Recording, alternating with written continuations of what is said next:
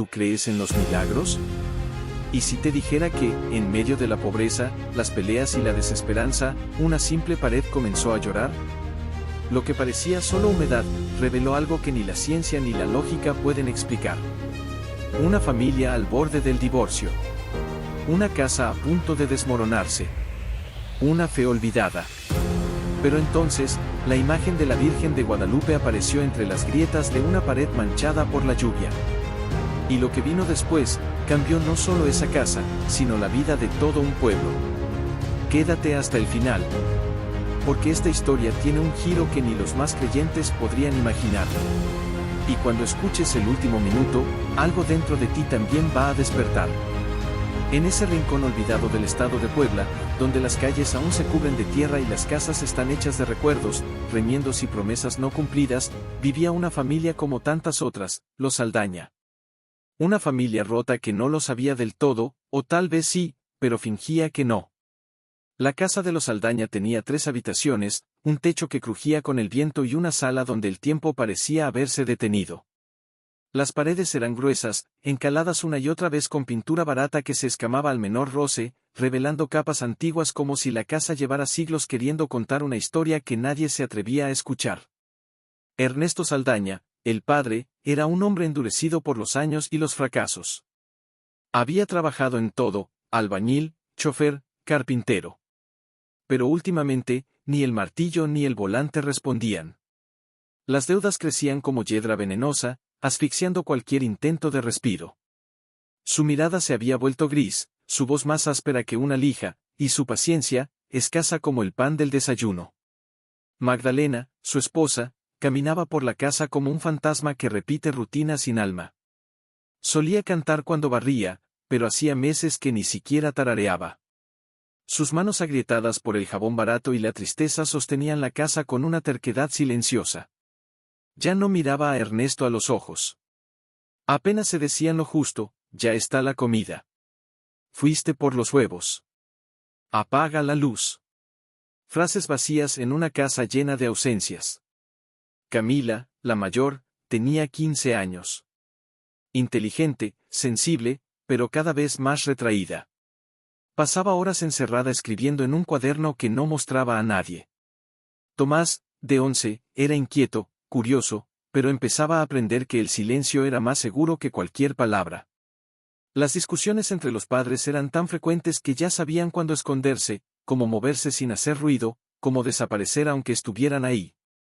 Era junio cuando comenzó a llover diferente. No era solo agua, era como si el cielo llorara con ellos.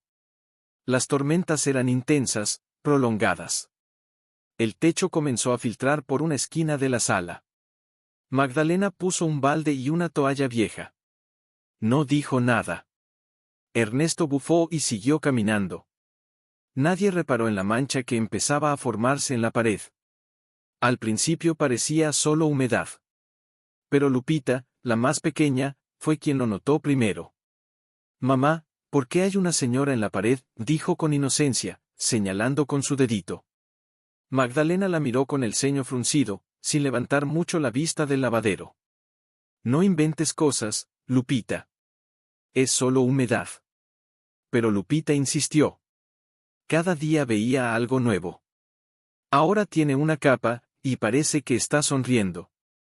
Magdalena, cansada, empezó a regañarla. Ernesto ni caso le hacía. Pero una tarde, mientras Tomás hacía la tarea en el suelo de la sala, levantó la vista y se quedó helado. «Papá, ven a ver esto». Ernesto, con fastidio, se acercó. Frunció el ceño. Allí, entre la cal desgastada y la humedad persistente, una figura comenzaba a dibujarse. No era una mancha cualquiera. Tenía forma, proporción, armonía. Era un rostro. Femenino. Sereno. Había algo en esa mirada que no podía explicarse. «¿Tú hiciste esto?», preguntó Ernesto, mirando a Tomás. «Claro que no. Solo apareció». Magdalena, alertada por el tono de voz, entró en la sala. Y entonces los 3 se quedaron en silencio. La figura, sin pintura ni brocha, parecía emerger de las mismas entrañas de la pared. Una mujer cubierta por un manto que descendía en pliegues invisibles, los ojos bajos, las manos unidas en oración. La imagen era cada vez más clara, como si cada gota de lluvia limpiara lo necesario para revelarla. No puede ser, susurró Magdalena. Camila bajó corriendo. Vio la imagen. No dijo nada. Solo se persignó. No era creyente, pero había algo ahí, algo que no sabía cómo nombrar. La noche llegó pesada. Ernesto se quedó solo en la sala.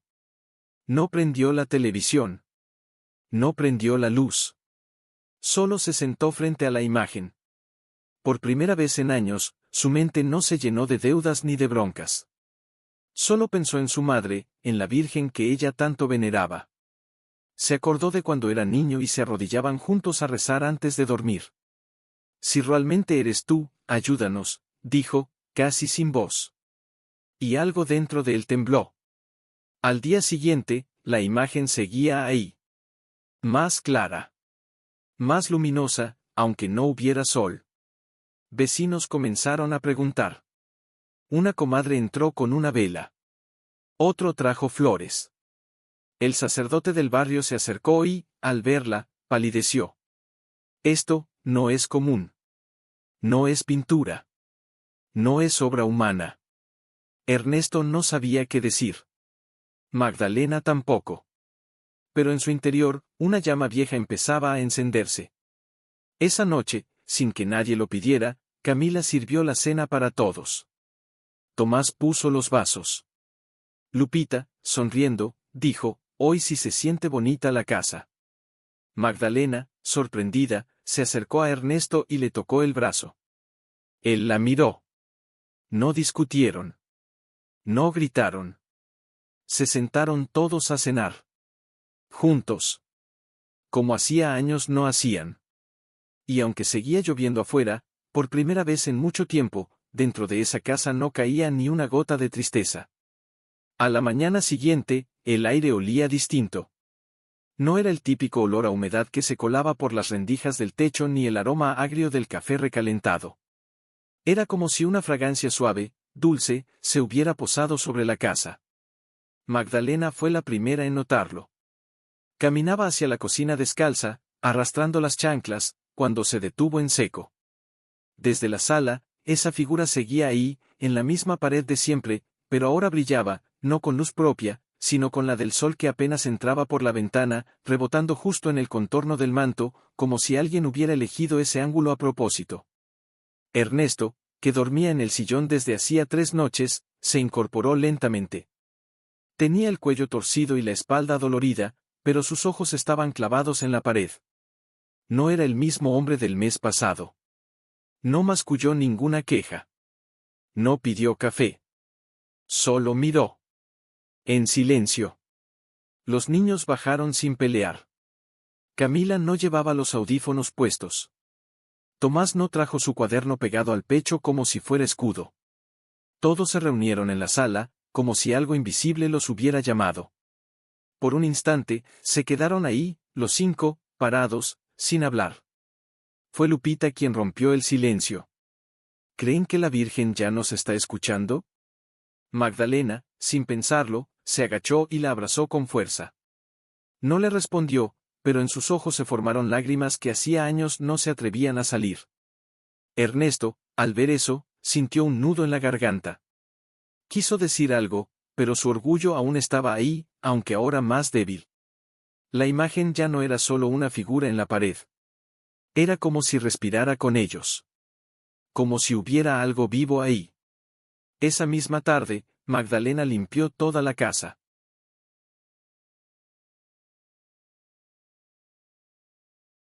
Sacó trapos viejos, barrió el polvo acumulado bajo los muebles, y hasta perfumó los rincones con hojas de eucalipto que le regaló doña Berta, la vecina de al lado. Ernesto, sin que nadie lo pidiera, subió al techo a revisar las láminas. Encontró 2 quebradas. Bajó empapado, pero con una sonrisa. Ya las cambié. Mañana no gotea más, dijo, casi con orgullo. Los niños aplaudieron como si hubiera ganado un premio. Fue el primer gesto de reconocimiento que recibió en años. Esa noche cenaron tamales. Magdalena los había hecho con lo último que quedaba en la despensa, mezclando masa con esperanza. Se sentaron todos juntos otra vez, y aunque no había carne en los tamales, sabían mejor que cualquier platillo de restaurante. Días después, llegó la primera visita inesperada. Un señor de mediana edad, con sombrero y botas llenas de barro, se presentó en la puerta. «Disculpe, ¿aquí es donde se apareció la Virgen?» Magdalena se quedó paralizada. Miró a Ernesto, que frunció el ceño, pero no con molestia, sino con desconcierto. «Pues, sí. Pero, ¿quién se lo dijo?» «Un compadre me contó. Dice que vio una foto en el celular de su sobrina. Yo solo quería verla con mis propios ojos». Lo dejaron pasar. Caminó con respeto, se quitó el sombrero y se arrodilló frente a la pared. Lloró en silencio durante varios minutos. Al irse, dejó una veladora y 100 pesos sobre la mesa. «No es pago, señora. Es gratitud». Algo se me movió aquí, y se tocó el pecho, con los ojos húmedos. A partir de ahí, no dejaron de llegar visitantes. Algunos traían flores, otros pan, otros solo su silencio y su fe. La casa, antes apagada, se llenó de pasos suaves, de rezos murmurados, de suspiros largos. La familia Saldaña no entendía del todo lo que estaba pasando, pero tampoco lo cuestionaban. Simplemente se dejaban llevar. Una tarde, Tomás le preguntó a su papá mientras clavaban una tabla en el patio: «¿Tú crees que la Virgen vino solo por nosotros?» Ernesto bajó el martillo. Lo miró. «Yo creo que vino a abrirnos los ojos. A recordarnos quiénes éramos, y quiénes podemos ser». Tomás asintió sin decir nada. Y siguió martillando. Magdalena, al ver el flujo de personas, comenzó a preparar café para ofrecer. Luego, pan. Las visitas dejaban donaciones, sin que ella lo pidiera. En una semana, pudo comprar arroz, frijol, y hasta una gallina. Ernesto, motivado por el movimiento, limpió el espacio donde guardaban maderas viejas y decidió arreglar una silla rota. La lijó, la clavó, la barnizó con lo poco que quedaba. Al terminar, se la ofreció a una visitante mayor que tenía problemas de espalda. «¿Usted la hizo?», preguntó la mujer. «Sí. Era basura, pero todavía servía», respondió él, sin pensar mucho. «Pues no parece basura. Es una belleza. Le pago por ella, si me la quiere vender». Ernesto no supo qué decir. Aceptó.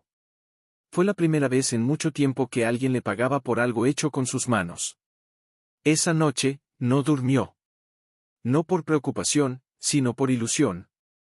Empezó a pensar que tal vez, solo tal vez, aún quedaba algo de valor en él. Camila, inspirada por lo que estaba viendo en su familia, escribió un texto titulado «La pared que lloraba fe».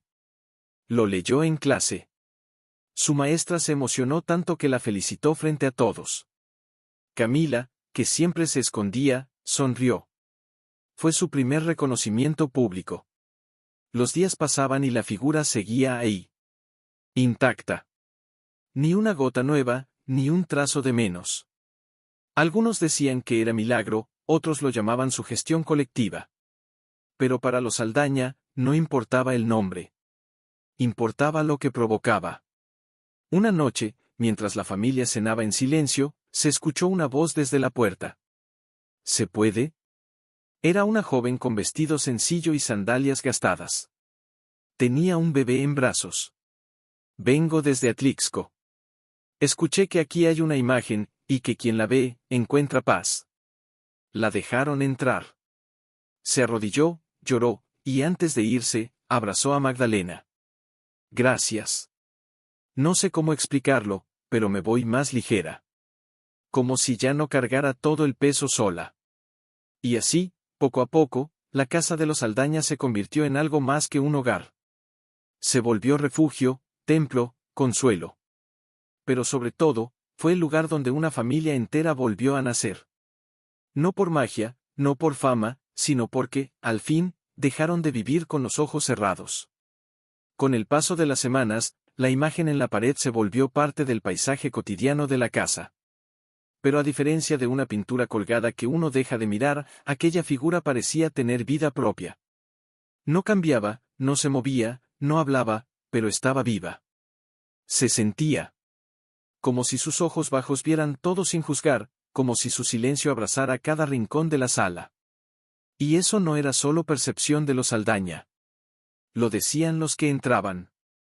Algunos lloraban apenas cruzar la puerta. Otros se sentaban frente a la imagen y se quedaban ahí por horas, sin decir palabra. Era como si la Virgen supiera lo que cada quien necesitaba, y lo entregara sin pedir nada a cambio. La casa comenzó a llenarse de velas, flores, papelitos con peticiones escritas a mano, listones, estampitas. Camila empezó a organizar una libreta con los nombres de quienes venían. Para no olvidarlos, decía. Magdalena, sin proponérselo, se convirtió en anfitriona de devotos.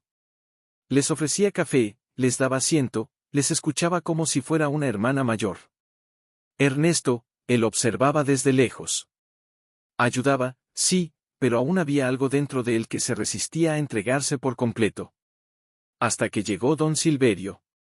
Era un hombre mayor, de barba blanca, bastón de madera tallado, ojos claros y un sombrero gastado que parecía tener tantas historias como arrugas en su rostro.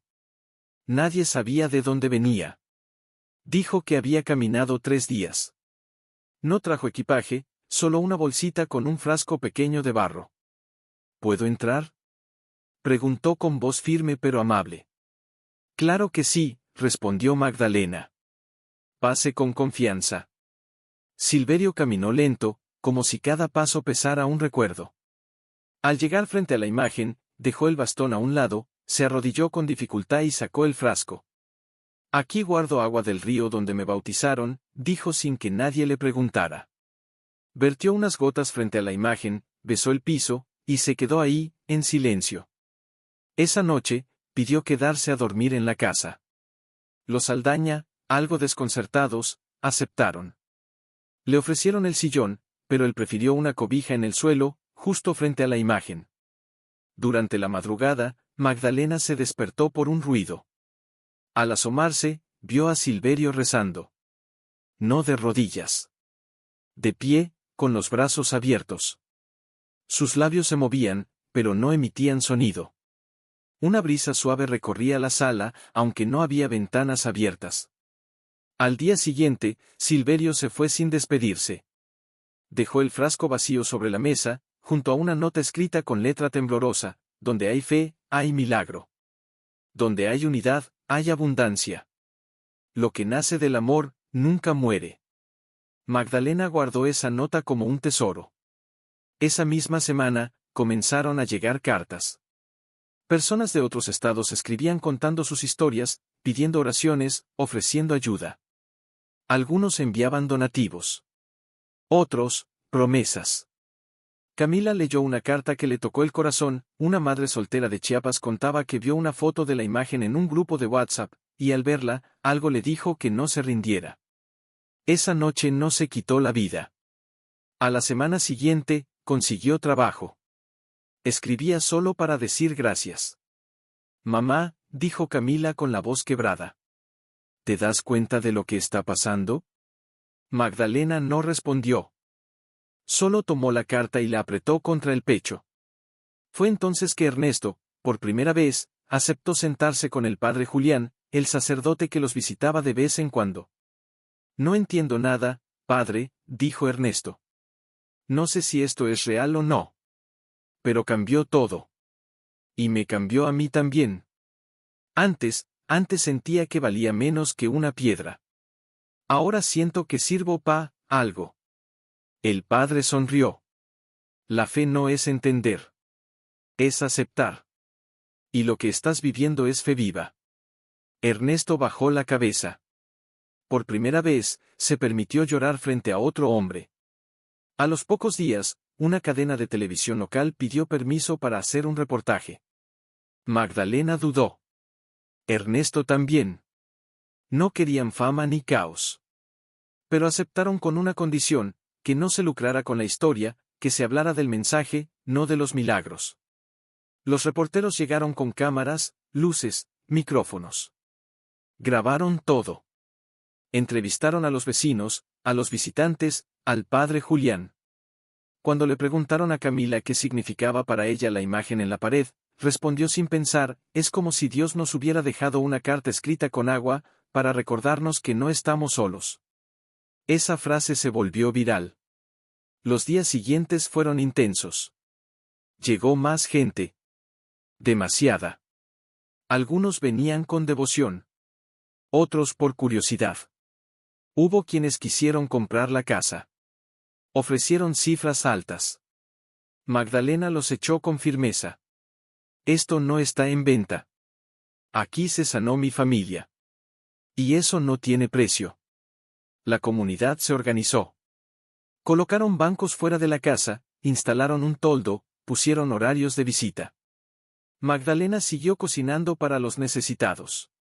Ernesto y Tomás, ahora socios, comenzaron a fabricar bancas de oración. La gente las compraba para sus casas, y con eso pudieron pagar todas las deudas. Abrieron una cuenta para donaciones y la usaban solo para el mantenimiento del lugar y ayuda social. Una mañana, mientras limpiaban el patio, Ernesto encontró una tabla vieja con una inscripción apenas visible. Era una cita bíblica: levanta tu casa sobre roca, no sobre arena. Sonrió, la lijó, la pintó, y la colgó sobre la entrada. Fue ahí, justo en esos días de mayor movimiento, cuando algo inusual sucedió. Un grupo de jóvenes se presentó a las 3 de la madrugada. Venían en silencio. Uno de ellos, el mayor, se acercó a Ernesto. Mi hermano está enfermo. No sé si esto sirve de algo, pero él pidió verla. ¿Podemos pasar? Ernesto los dejó entrar. El joven, en silla de ruedas, apenas podía moverse. Sus manos temblaban, su piel era pálida. Lo colocaron frente a la imagen. No dijo nada. Solo sonrió. Y en susurros dijo: ya puedo irme en paz. A los 2 días, falleció. Los hermanos regresaron con una carta escrita por él. Decía que la noche que vio la imagen, soñó que caminaba por un campo de flores. Que en ese sueño, una mujer con manto azul le dijo que todo estaba bien. Que no tuviera miedo. Desde ese día, Ernesto ya no dudó más. La pared seguía igual. La casa seguía modesta. Pero los corazones, esos ya no eran los mismos. El día en que enterraron al muchacho de la silla de ruedas, Camila no fue a la escuela. Insistió en acompañar a la familia al panteón, aunque apenas lo había conocido. Dijo que sentía que debía estar ahí. Tomás llevó flores silvestres envueltas en papel periódico. Magdalena caminó en silencio detrás del ataúd blanco, y Ernesto, por primera vez en muchos años, lloró sin esconderse. No por el joven en sí, sino por todo lo que esa experiencia le removía por dentro. Por su padre, por su propio pasado, por lo que había dejado que se rompiera en su familia antes de todo aquello. En el cementerio, mientras el sacerdote lanzaba tierra sobre el ataúd, una mariposa se posó en el hombro de Camila. No se movió. Nadie dijo nada, pero todos lo notaron.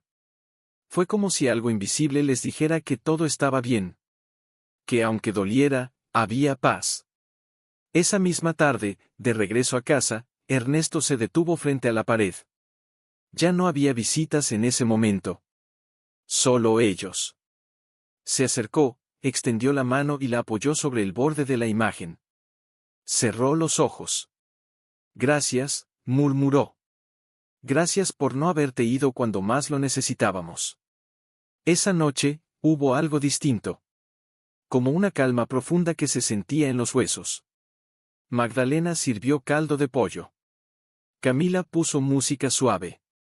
Tomás hizo una oración antes de comer. Lupita, entre bocado y bocado, soltó de repente: ¿y si un día desaparece? Todos se quedaron en silencio. La pregunta había sido lanzada como una piedra al centro del lago. Y las ondas emocionales se extendieron hasta los rincones más hondos del alma de cada uno. Entonces, respondió Magdalena, acariciando el cabello de la niña: tendremos que recordarla en el corazón.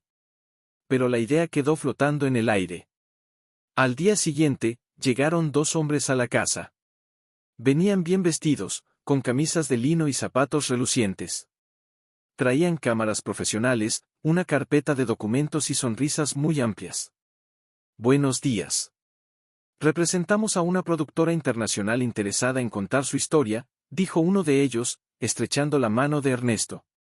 Podemos ofrecerles una cantidad importante de dinero. Sería un documental. Lo vería todo el mundo. Ernesto los miró serio. Magdalena salió al escuchar la conversación. Camila se cruzó de brazos. El ambiente, de pronto, se volvió tenso. ¿Y qué quieren a cambio?, preguntó Ernesto. Solo los derechos de la imagen. Acceso total. Permiso para grabar, reproducir, usar el nombre de la familia, del barrio, de todo. Magdalena se adelantó. ¿Y ustedes creen que eso se puede vender? Doña, es una oportunidad. Puede cambiarles la vida. ¿Y usted cree que nuestra vida no cambió ya? Los hombres se miraron entre ellos. El segundo intentó suavizar la situación. Comprendemos su posición. No tienen que decidir ahora. Les dejamos nuestra tarjeta. Piénsenlo. Se fueron dejando un aroma a perfume caro y a intención disfrazada. Esa noche hubo una discusión. No por el dinero, sino por lo que implicaba. Ernesto pensaba que tal vez, solo tal vez, podrían usar esa oportunidad para ayudar a aún más gente. Magdalena temía que todo perdiera su pureza. Esto no empezó para hacer dinero. Ni fama. Esto empezó porque una familia rota necesitaba un milagro. Pero, ¿y si ese milagro también puede servirle a otros? Respondió Ernesto. No digo que lo vendamos. Digo que lo compartamos. Con condiciones. A nuestra manera. Camila los escuchaba desde la cocina. Tomás miraba la televisión en silencio, aunque no prestaba atención. En el rostro de ambos se notaba la tensión. Finalmente, Magdalena habló. Si vamos a hacerlo, lo haremos con una sola condición, que se cuente la verdad. Toda. Sin adornos. Sin mentiras. Y que todo lo que ganemos se use para ayudar a otros. Nada más. Y así fue como nació el proyecto, Un Hogar para la Fe. Con la ayuda de un periodista local, no los de la productora, sino uno que había ido desde el principio, grabaron un corto documental casero. Camila escribió el guión. Tomás hizo los dibujos. Magdalena narró los primeros minutos. Ernesto, con su voz rasposa, cerró el video con una frase que se volvió célebre: la fe no se pinta. Se vive. Esta pared nos lavó por dentro. El video se publicó en una plataforma gratuita. No se monetizó. Aún así, en cuestión de días, fue compartido por miles de personas. Llegaron mensajes de todas partes del mundo. Un grupo de migrantes en Chicago hizo una colecta para apoyar el proyecto. Una señora de Veracruz donó una camioneta vieja para que pudieran repartir despensas. Un carpintero en Michoacán ofreció madera gratis. Y así, lo que había nacido como un susurro en la pared, se convirtió en un grito de esperanza colectiva. La casa se transformó. No en lo físico, seguía siendo humilde, sino en su función. Ya no era solo un hogar. Era un refugio, un centro de ayuda, un espacio sagrado. Los Saldaña decidieron abrir una pequeña cocina comunitaria. Magdalena cocinaba con otras señoras del barrio. Ernesto y Tomás fabricaban mesas y bancas para escuelas rurales. Camila dio un taller de escritura para niños que vivían situaciones similares a la suya. Y aunque todos esos días estaban llenos de movimiento, había noches en que el silencio lo cubría todo. En una de esas, cuando ya todos dormían, Ernesto se levantó a beber agua. Al pasar por la sala, se detuvo. La luz de la luna se colaba por la ventana y caía justo sobre el rostro de la imagen. Por un segundo, uno solo, le pareció ver que los labios de la Virgen se curvaban en una ligera sonrisa. No lo contó. No dijo nada. Pero en su corazón, supo que no estaba solo. El día en que llegó el primer autobús fue un sábado por la mañana. El sol apenas tocaba los tejados cuando se escuchó el rechinido de frenos y un murmullo de voces ansiosas. Eran más de 40 personas, Muchas con bastones, otras con bebés en brazos, y algunos con rostros marcados por la enfermedad. Venían desde Hidalgo, dijeron. Se habían organizado entre ellos tras ver el documental de la familia Saldaña. Magdalena los recibió con agua de Jamaica y galletas que había horneado el día anterior con ayuda de las vecinas. Camila les mostró dónde podían sentarse. Ernesto ofreció sombra y silencio. Nadie cobró nada. Nadie vendió nada. Solo ofrecieron lo que tenían, su fe, su casa, su historia. Aquel día fue agotador. Pero en medio del cansancio, ocurrió algo que cambiaría el rumbo de la historia. Entre los visitantes había un niño llamado Darío. Tenía 9 años y caminaba con dificultad. Su madre explicó que había tenido una infección en la médula que lo dejó con secuelas. Nunca pedían curación, solo consuelo. Querían orar. Querían agradecer. Darío se sentó en el piso, frente a la pared, con las piernas cruzadas y la mirada fija. No hablaba mucho, pero dibujaba. Sacó una hoja doblada del bolsillo y comenzó a trazar líneas con un lápiz mordido. Al cabo de unos minutos, se acercó a Ernesto. ¿Esto es suyo?, preguntó, extendiendo el dibujo. Ernesto lo miró. Era la imagen de la Virgen, pero distinta. Tenía un corazón grande en el centro, rodeado de casas pequeñas con gente sonriente, y arriba un sol enorme con rayos que tocaban a todos por igual. ¿Tú hiciste esto? Darío asintió. Así la vi en mi sueño anoche. Me dijo que aquí todos eran importantes. Que nadie sobra. Ernesto se quedó sin palabras. Magdalena lo enmarcó al día siguiente. Lo colgaron justo al lado de la puerta de entrada. Y así comenzó algo nuevo. La imagen de Darío inspiró un nuevo proyecto. Nadie sobra, fue el nombre que Camila propuso. Reunieron voluntarios para llevar alimentos a las comunidades más alejadas del estado. Usaron la camioneta vieja donada por la señora de Veracruz. Tomás ayudó a cargar los bultos. Ernesto, aunque ya no era joven, manejaba con firmeza, como si cada viaje fuera una promesa cumplida. Una tarde, mientras regresaban de entregar víveres en una comunidad sin agua potable, se encontraron con un accidente en la carretera. Una familia indígena había volcado su coche en una curva peligrosa. Ernesto se bajó de inmediato. Camila llamó a emergencias. Magdalena salió corriendo con una botella de agua. Ayudaron como pudieron. No tenían entrenamiento médico, pero tenían humanidad. La madre de la familia herida, una mujer tzotzil con vestido bordado y trenzas largas, apenas podía hablar del golpe. Pero antes de subir a la ambulancia, miró a Ernesto y le dijo en voz muy baja, no es casualidad que fueran ustedes. La madre me mostró esta camioneta en un sueño hace meses. Ese tipo de cosas se volvieron más frecuentes. Personas que decían haber soñado con la casa, con la pared, con la familia. Algunas historias eran confusas, otras parecían imposibles, pero todas coincidían en una cosa, la sensación de consuelo, de paz, de dirección. Tomás comenzó a escribir un cuaderno de testimonios. Le pedía a cada visitante que compartiera lo que sentía. Algunos escribían oraciones, otros relatos breves, otros simplemente dibujaban. Uno de los textos más impactantes fue el de un hombre que confesaba haber estado planeando quitarse la vida, pero que al ver la imagen de la Virgen en redes sociales, sintió que no podía irse aún. Que había algo más que debía hacer. Viajó desde Sonora para agradecer. No sé qué me salvó, pero sé que empezó aquí. Mientras todo esto sucedía, la pared seguía inmutable. Ni una grieta nueva. Ni una gota de humedad. Como si el tiempo no pasara sobre ella. Pero los Saldaña sabían que el verdadero cambio no estaba ahí, sino dentro de cada uno. Una noche, cuando el pueblo dormía y solo el canto de los grillos llenaba el aire, Camila salió al patio con una taza de té. Se sentó en una banca de madera que su padre había hecho especialmente para ella, tallada con flores y su nombre grabado al centro. Observó la luna por un rato y luego se acercó a la pared. Apoyó la frente suavemente sobre la imagen. No dijo nada.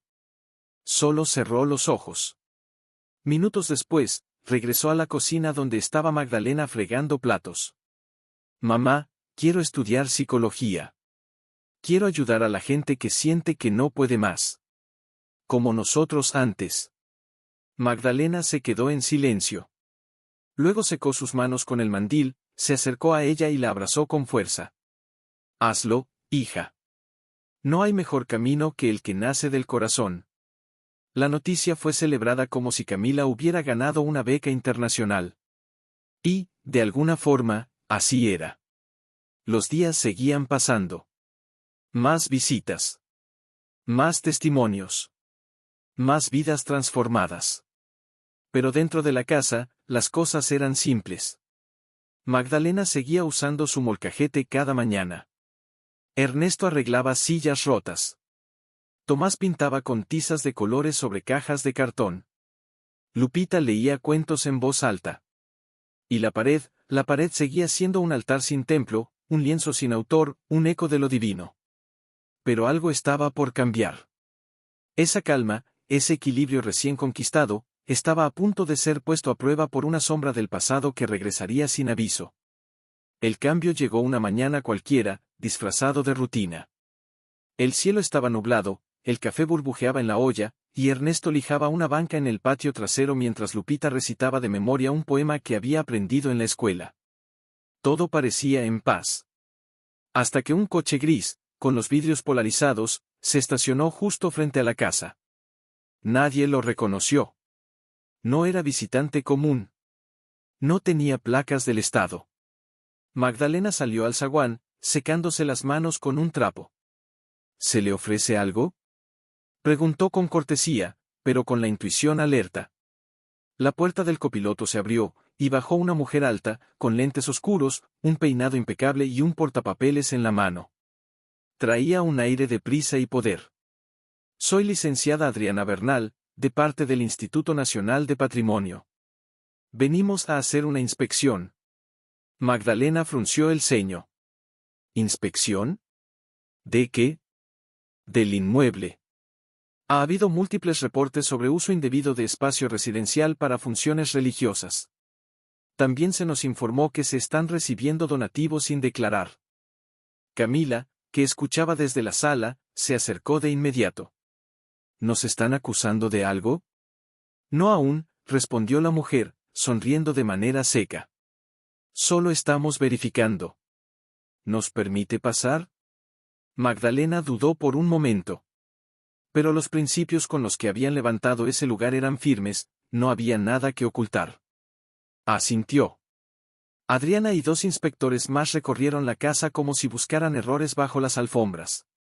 Anotaban todo. Medían. Tomaban fotos. Preguntaban con tono inquisitivo. ¿Quién pintó esta imagen?, interrogó uno, apuntando su celular hacia la Virgen. Nadie, respondió Ernesto con calma. Nadie la pintó. Apareció con la lluvia. El hombre levantó una ceja. ¿Y esperan que lo creamos? No esperamos nada, intervino Camila. Solo contamos lo que vivimos. La licenciada Adriana escribió algo en su portapapeles y giró hacia Magdalena. Vamos a emitir un dictamen. Dependiendo del resultado, podrían enfrentar sanciones por alterar un bien patrimonial sin autorización, organizar reuniones públicas sin permiso y por recibir ingresos sin registro fiscal. Les llegará un aviso. Y se marcharon sin más. El silencio que dejaron fue más denso que una tormenta.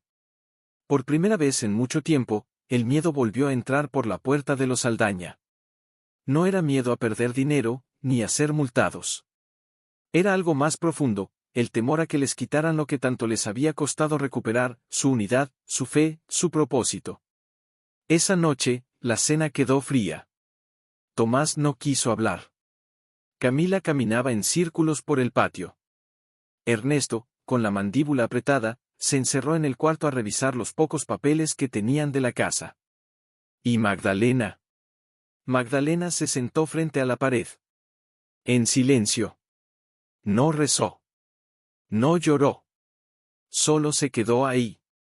Esperando una señal. A la mañana siguiente, la noticia corrió por el barrio. Algunos vecinos se alarmaron. Otros se ofrecieron a ayudar. Una señora trajo una caja llena de documentos legales. Un abogado voluntario tocó la puerta para ofrecer asesoría. Una pareja mayor les entregó un sobre con dinero en efectivo, por si se necesitaba para abogados. Pero lo más impactante fue un grupo de jóvenes del pueblo que llegó con carteles y una propuesta. Queremos organizar una cadena humana, dijo el líder, un muchacho de 20 años. Vamos a rodear la casa en señal de apoyo. No vamos a dejar que les quiten lo que todos sentimos que es nuestro también. Ernesto, conmovido, les sirvió agua. Magdalena les agradeció con el alma. Pero insistieron, esto ya no es solo de ustedes. Esta casa es de todos los que han encontrado aquí algo que en otros lugares no existe. La cadena se organizó para el domingo. Cientos de personas llegaron desde distintas partes del estado. Se tomaron de las manos, formaron un círculo inmenso alrededor de la casa. Rezaron. Cantaron. Compartieron pan, historias, lágrimas. Una mujer en silla de ruedas levantó la voz y dijo, yo vine aquí a buscar consuelo. No encontré un milagro en la pared. Lo encontré en la forma en que me trataron. Con respeto. Con ternura. Eso no se puede clausurar. Las redes sociales explotaron.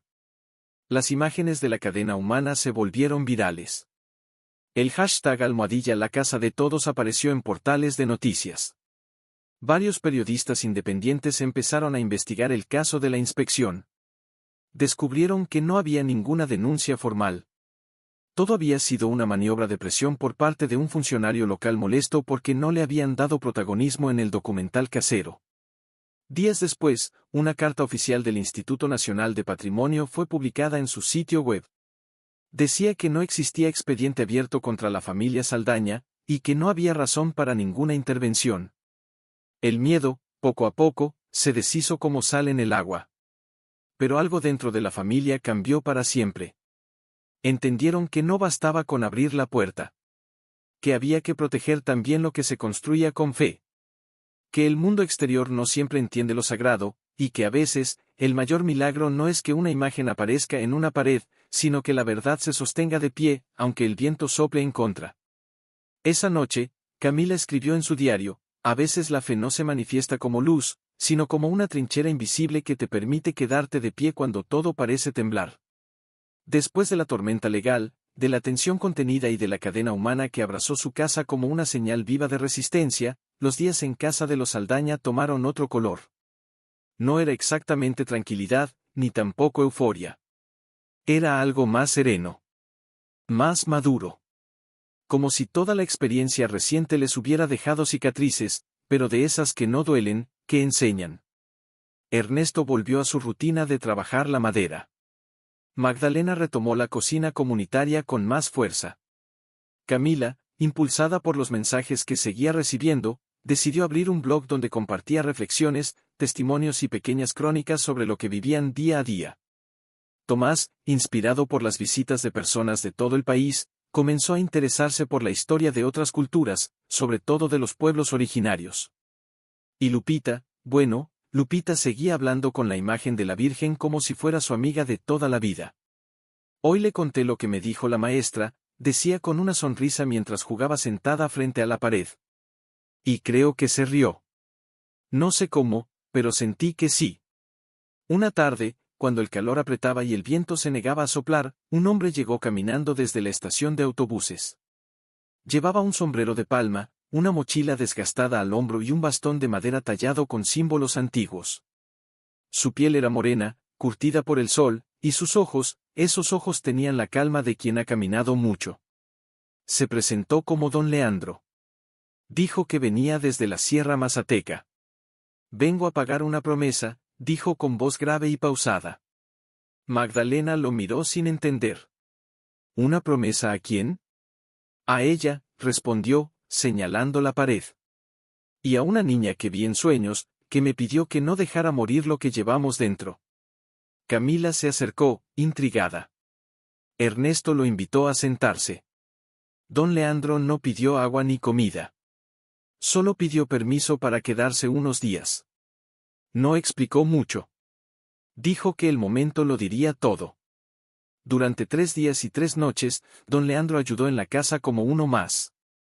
Barrió el patio, cargó leña, peló zanahorias.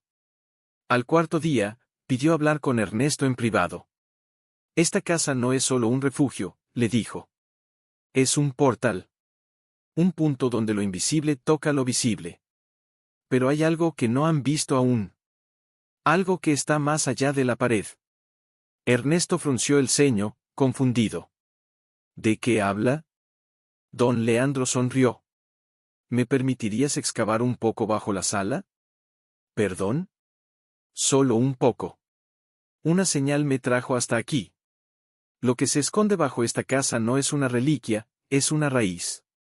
Ernesto dudó. Pero algo en la forma en que aquel hombre hablaba le recordaba a su abuelo, a esos ancianos que no necesitaban demostrar nada para hacerse escuchar.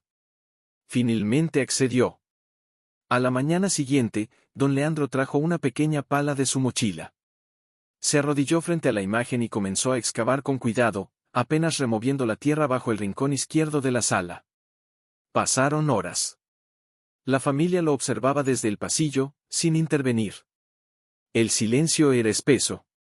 De pronto, el sonido del metal chocando contra algo firme rompió la tensión. Aquí está, dijo. Sacó un objeto cubierto de tierra y polvo. Lo limpió con los dedos. Era una figura de barro antiguo, una pequeña escultura de una mujer con los brazos abiertos y el vientre redondo. Es una representación de Tonantzin, explicó don Leandro. La Madre Tierra. Esta figura fue enterrada hace siglos por mis ancestros para proteger el valle. Pero con el paso del tiempo, el lugar fue olvidado, hasta que alguien volvió a llamarla. Magdalena se llevó las manos al rostro. Camila cayó de rodillas. Lupita se acercó lentamente, sin miedo, como si supiera exactamente lo que era. ¿Es la mamá del cielo? Preguntó. Don Leandro sonrió. Es la madre de todo. Y ahora que fue encontrada, debe quedarse aquí. No como museo. No como ídolo. Sino como recordatorio de que lo divino también vive en la tierra, en lo simple, en lo humano. Decidieron colocar la figura en una repisa especial, justo debajo de la imagen de la Virgen. No para reemplazar, sino para unir. La espiritualidad indígena y la fe católica encontraban ahí, en esa casa, un punto de encuentro inesperado pero perfecto. Esa noche, el aire cambió. Una brisa suave recorrió la casa. El canto de los grillos sonaba más nítido. Y la luna, redonda y clara, iluminaba la sala como si diera su bendición. Antes de irse, don Leandro se despidió uno por uno. A cada miembro de la familia le dijo algo distinto, pero nadie reveló lo que oyó. Solo sonrieron con ojos vidriosos y abrazos largos. Lo que viene ahora, dijo al marcharse, no será fácil. Pero ya no están solos. Ahora están completos. Cuando desapareció al final del camino de tierra, Magdalena se acercó a Ernesto y le susurró, ¿qué crees que quiso decir? Él no respondió. Solo tomó su mano con fuerza. Días después, Tomás encontró una carta escrita a mano dentro del cuaderno de testimonios. Nadie sabía quién la había dejado. Decía, la verdadera promesa no es que todo saldrá bien. Es que, pase lo que pase, nunca estarán abandonados. Porque donde hay raíz, hay futuro. Desde la partida de don Leandro, la casa de los Saldaña parecía haber absorbido otra dimensión del tiempo. No era algo que se pudiera ver con los ojos, pero se sentía. Era como si cada ladrillo, cada grieta en la pared, cada paso sobre el suelo viejo supiera que algo más grande se había activado. Camila decía que desde entonces los sueños eran distintos. Más vívidos. Más simbólicos. A Tomás comenzaron a interesarle temas como la energía de los lugares, los puntos de cruce entre las creencias antiguas y las nuevas. Ernesto, aunque siempre discreto con lo que no podía entender desde lo práctico, pasaba más tiempo en silencio, observando. Como si escuchara algo que el resto no podía. Una madrugada, Magdalena despertó con el pecho apretado. Soñó que caminaba sola por un campo seco, y que una mujer con el rostro cubierto le señalaba el horizonte. Al despertar, aún podía sentir el calor del sol sobre la piel y el polvo en la garganta. Fue a la cocina, tomó un vaso de agua, y al volver a la sala, se detuvo de golpe. La imagen en la pared había cambiado. No era que hubiese desaparecido, ni que se hubiese movido. No. Seguía ahí, intacta. Pero algo en su expresión era distinto. Los ojos, que siempre habían estado entrecerrados en gesto de serenidad, ahora parecían más abiertos. Como si observaran. Como si esperaran. Magdalena se frotó los ojos. Se acercó lentamente. Respiraba agitada. Ernesto. Llamó con voz temblorosa. Él apareció en segundos, con el rostro aún marcado por el sueño. ¿Qué pasó? Mira la imagen. Ernesto observó. Al principio no notó nada. Pero luego lo sintió. No era un cambio físico. Era una presencia. Como si algo estuviera por suceder. Esa misma semana, comenzaron a llegar cartas sin remitente. Sobre blanco. Letras recortadas de revistas. Frases como, esto no es un santuario, están jugando con fuego, la fe no se vende. Al principio pensaron que era alguna broma de mal gusto. Pero cuando encontraron la tercera carta clavada en la puerta con un cuchillo de cocina oxidado, supieron que no era un juego. Magdalena entró en pánico. Ernesto llamó a la policía, pero la respuesta fue burocrática. Mientras no haya daño físico ni pruebas de amenaza directa, no podemos hacer nada, les dijo el agente. Denúncienlo si vuelve a pasar. Camila temblaba al salir a la calle. Tomás empezó a dormir con una lámpara encendida. Lupita no quería despegarse de su madre. Y sin embargo, la gente seguía viniendo. Más que nunca. Algunos decían que habían sentido el llamado en sueños. Otros llegaban en silencio, se arrodillaban frente a la imagen, y se iban sin decir una palabra. Una noche, mientras Ernesto limpiaba el taller, alguien lanzó una piedra contra la ventana trasera. El cristal estalló. Ernesto corrió afuera, pero no vio a nadie. Solo huellas borrosas en la tierra. No había luna. El viento soplaba con un lamento largo. Al volver adentro, encontró una nota en el piso: si no se detienen, vendrá la oscuridad. Esa noche, en lugar de asustarse, se armó una reunión familiar. Sentados en círculo, con una vela al centro, hablaron con franqueza. ¿Creen que deberíamos cerrar la casa?, preguntó Magdalena. ¿Y dejar a la gente sin lo que vienen a buscar aquí?, respondió Camila. Esto ya no es solo nuestro.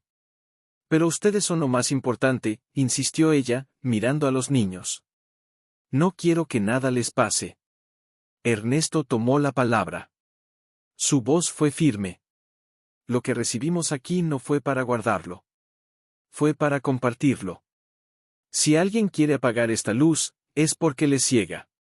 Pero no podemos dejar que el miedo tenga la última palabra.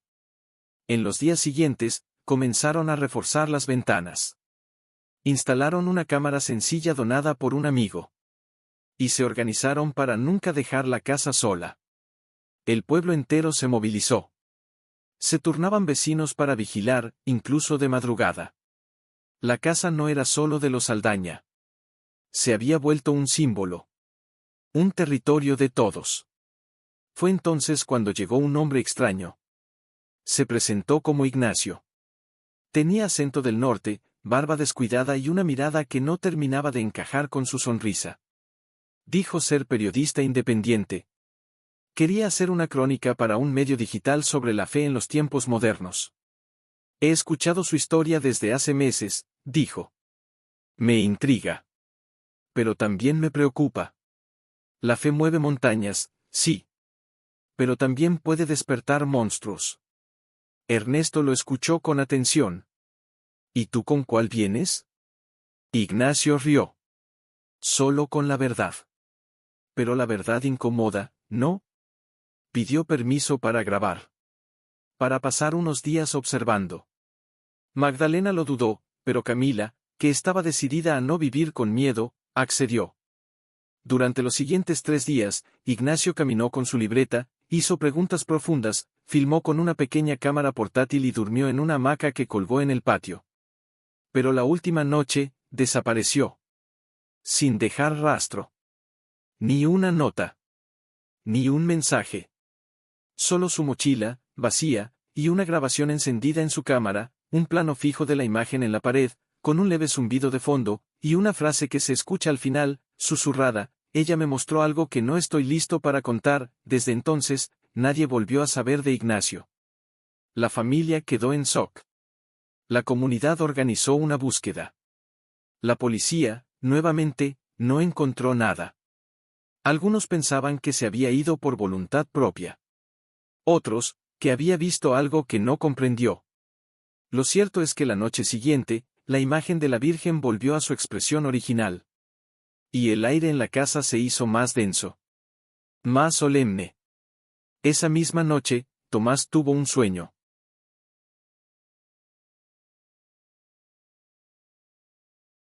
Caminaba por un bosque oscuro.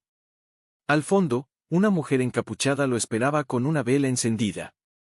Al acercarse, ella le dijo: ya pasaron la prueba del miedo. Ahora viene la del amor. Al despertar, Tomás no dijo nada. Pero fue directo al cuaderno de testimonios. Escribió una sola frase: amar es sostener la vela cuando todos corren hacia la oscuridad. Los días posteriores a la desaparición de Ignacio fueron extraños, como si una nube gris se hubiera instalado encima del pueblo. No llovía, pero el aire pesaba. No hacía frío, pero la gente caminaba más rápido, como si no quisiera quedarse en la calle por mucho tiempo. En la casa de los Saldaña, la rutina continuaba, pero nada era igual. Camila ya no escribía. Magdalena quemó su primer lote de pan en años. Ernesto golpeaba los clavos con más fuerza de la necesaria. Lupita dormía mal. Tomás, sin decirlo, parecía escuchar cosas que nadie más oía. Una tarde, llegó una carta sin remitente. No estaba clavada, ni amenazaba. Era solo un sobre con el nombre de Magdalena escrito a mano, con una caligrafía temblorosa. Ella lo abrió con manos trémulas. Dentro, había una hoja doblada en 4.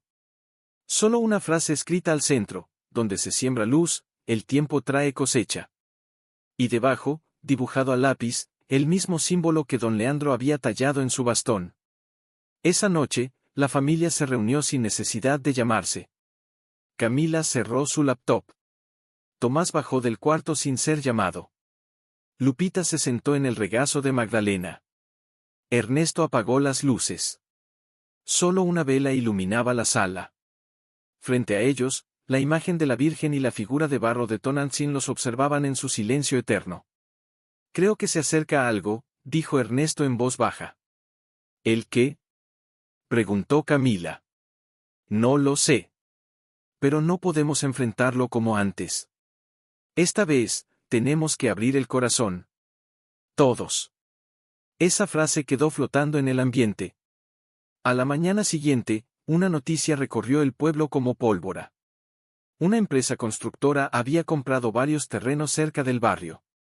Planeaban abrir un centro comercial y un paso vehicular que cruzaría justo por donde estaba la calle donde vivían los Saldaña. Eso implicaba que algunas casas serían expropiadas. La suya, incluida. ¿Cómo que quieren tirar nuestra casa?, gritó Camila al leer el boletín. Dicen que es por desarrollo urbano. Que es legal. Que ya firmaron varios vecinos, explicó Magdalena con la voz apagada. Ernesto apretó los puños. ¿Y la fe qué? ¿Y todo lo que ha pasado aquí? Para ellos, eso no vale nada, respondió Camila. Solo ven tierra. Pero el pueblo no lo tomó con indiferencia. En cuestión de horas, se reunieron más de 100 personas frente a la casa. Levantaron pancartas. Hablaron con medios locales. Un grupo de mujeres organizó una peregrinación simbólica, cargando una réplica de la imagen en procesión por las calles. No por religión, sino por memoria. Fue entonces cuando apareció un hombre que nadie esperaba ver jamás. Don Silverio. El mismo anciano que había llegado con su frasquito de agua al inicio de todo, volvió a cruzar la puerta. Pero esta vez, no traía bastón. No traía mochila. Solo un pequeño libro en las manos. El tiempo ha llegado, dijo, mirando a Ernesto a los ojos. ¿El tiempo de qué? De elegir. Esa noche, reunió a la familia en la sala. Abrió el pequeño libro. Era un cuaderno viejo, con páginas amarillentas, escritas a mano. Este diario fue de un hombre que vivió aquí hace más de 100 años.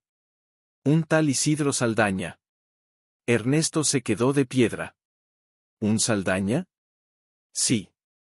Posiblemente un antepasado tuyo. Él escribió todo sobre cómo esta tierra fue entregada a su familia por un grupo de indígenas agradecidos, porque aquí se hizo una promesa. Una promesa de protección, de refugio, de vida.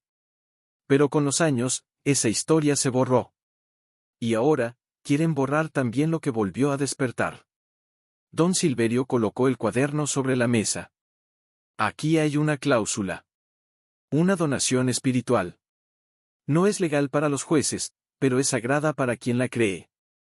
Dice que mientras haya una llama encendida por la unidad y el amor, esta tierra no puede ser tomada. Magdalena se llevó la mano al pecho. Entonces, ¿qué tenemos que hacer? Prender la vela. Y mantenerla encendida. Pase lo que pase. Esa noche, la vela fue encendida con una ceremonia sencilla. Todos los vecinos se reunieron alrededor de la casa. Nadie gritó. Nadie protestó. Solo oraron. En silencio. Con el corazón en la mano. La vela ardió por horas. Y justo cuando el sol comenzaba a salir, un viento suave la apagó. Pero no dejó humo. Dejó una luz suave que, por unos segundos, envolvió toda la sala. En ese momento, Tomás se acercó a la pared. Tocó con la punta de los dedos el contorno de la Virgen y dijo, ella nunca estuvo sola. Solo estaba esperando que nosotros fuéramos su reflejo. La mañana después de que Tomás tocara la pared con sus dedos y pronunciara esas palabras, el pueblo amaneció distinto. No se trataba de algo que pudiera medirse con los ojos, ni siquiera con las palabras. Era como si el tiempo se hubiera detenido por un momento para escuchar. El aire olía a humedad recién nacida, como cuando la tierra es bendecida por la primera lluvia de primavera. Las hojas en los árboles parecían más verdes, los techos más limpios, los perros callejeros menos tristes. Incluso los gallos del vecindario cantaban con otro tono, uno que parecía menos rutina y más aviso. Ese día, un representante de la constructora llegó con su portapapeles, su camisa blanca bien planchada y un tono de voz perfectamente entrenado para sonar razonable. Señora Saldaña, entendemos el valor emocional de su hogar. Pero el desarrollo no se detiene por sentimientos. Necesitamos que abandonen el predio en un plazo no mayor a 30 días. Magdalena no contestó. Lo miró con los ojos de alguien que ha visto cosas que los poderosos jamás comprenderán. Camila se acercó desde el fondo de la casa. Tomás la siguió. Lupita se asomó por la ventana. Ernesto salió del taller y se quedó de pie junto a su esposa. ¿Y si no lo hacemos? Preguntó Ernesto, tranquilo pero firme. El representante se encogió de hombros. Entonces intervendrá el gobierno. El hombre no sabía, y jamás podría saber, lo que estaba diciendo realmente.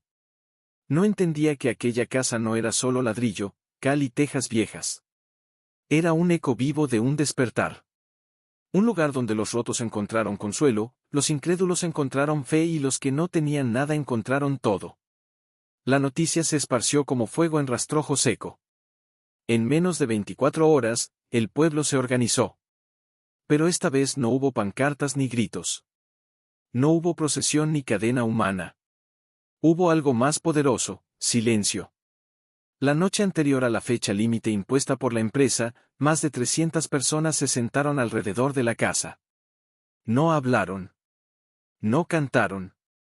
No rezaron en voz alta. Solo estaban ahí. Sosteniendo el espacio. Sosteniéndose unos a otros. Y justo cuando el reloj marcaba las 12, ocurrió lo imposible. Una fuerte tormenta eléctrica estalló sin previo aviso. No había pronóstico de lluvia. No había una sola nube en la tarde anterior. Pero el cielo se quebró en rayos y truenos como nunca antes en ese lugar. El viento soplaba con tanta fuerza que la luz se fue en todo el barrio. Menos en la casa de los Saldaña. Ahí, un brillo cálido salía por cada ventana, como si algo dentro la encendiera desde el alma misma. Todos miraban en silencio. Algunos lloraban. Otros se abrazaban. Nadie entendía nada, pero todos sabían que era un mensaje. Dentro de la sala, la familia estaba reunida como la primera noche. Frente a ellos, la imagen de la Virgen brillaba con una intensidad jamás vista. Pero no era fuego. No era pintura. Era luz. Luz viva. En su rostro, una lágrima descendía lentamente por su mejilla izquierda. Lupita se acercó, tocó la lágrima, y dijo, no está triste. Está agradecida. En ese instante, una vibración leve se sintió en el piso. Como un pulso. Como un latido. La escultura de Tonantzin pareció moverse apenas, lo suficiente para que una pequeña ranura se abriera en la base de la pared. Tomás la notó primero. Camila se agachó y encontró algo oculto, un compartimento de barro sellado. Ernesto lo rompió con cuidado. Dentro, había un papel antiguo, enrollado, con tinta ya desvaída, pero aún legible. Era un testamento. Un documento de 1893. Firmado por Isidro Saldaña.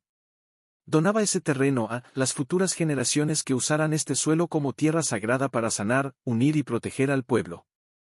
Camila, entre lágrimas, dijo, esto lo cambia todo. Y así fue. Al día siguiente, se presentó un abogado, voluntario, con experiencia en derechos territoriales indígenas. Con el documento en mano, se presentó un amparo colectivo. El proyecto de la constructora fue suspendido. La noticia salió en medios nacionales. La casa se declaró sitio de interés comunitario y patrimonio cultural vivo. Pero más allá de eso, la fe se ratificó como escudo. Como llave. Como raíz. Semanas después, la familia inauguró un centro de acompañamiento emocional gratuito, justo al lado de la casa. Lo llamaron Casa Luz, en honor a la llama que nunca se apagó. Atendían niños, madres solteras, ancianos abandonados, jóvenes en crisis. No cobraban. Solo escuchaban. Y sostenían. Una noche, mientras cerraban el lugar, Ernesto y Magdalena se quedaron a solas en la sala. ¿Te acuerdas de cómo estábamos al principio? Preguntó él, acariciándole la mano. Éramos dos desconocidos compartiendo techo. Ahora, somos hogar. ¿Y crees que esto algún día se olvide? Magdalena lo miró con ternura. No.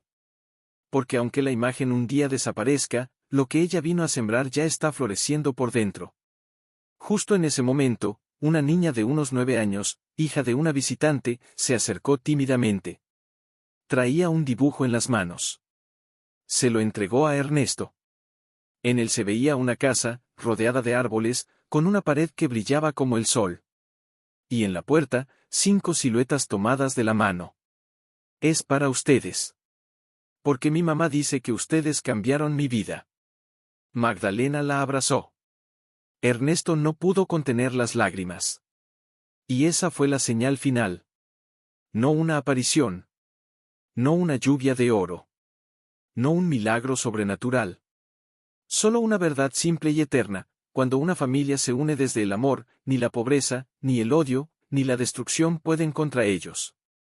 Porque el verdadero milagro, fue aprender a permanecer. Y la pared que lloraba agua, hoy lloraba luz. Y ahora lo entiendes. Esa pared nunca fue solo una pared. Era un espejo. Reflejando lo que hacía falta en cada uno de esa familia, amor, unión, fe, y valor. El verdadero milagro no cayó del cielo. Nació ahí, en el gesto sencillo de no rendirse, de escuchar, de perdonar. Hoy, la imagen sigue ahí. Pero lo más importante está en cada persona que cruza esa puerta. Porque cuando la fe encuentra espacio, hasta las grietas se convierten en camino. Si esta historia tocó tu corazón, compártela con alguien que necesite esperanza. Y recuerda, lo imposible, solo es imposible, hasta que alguien decide creer.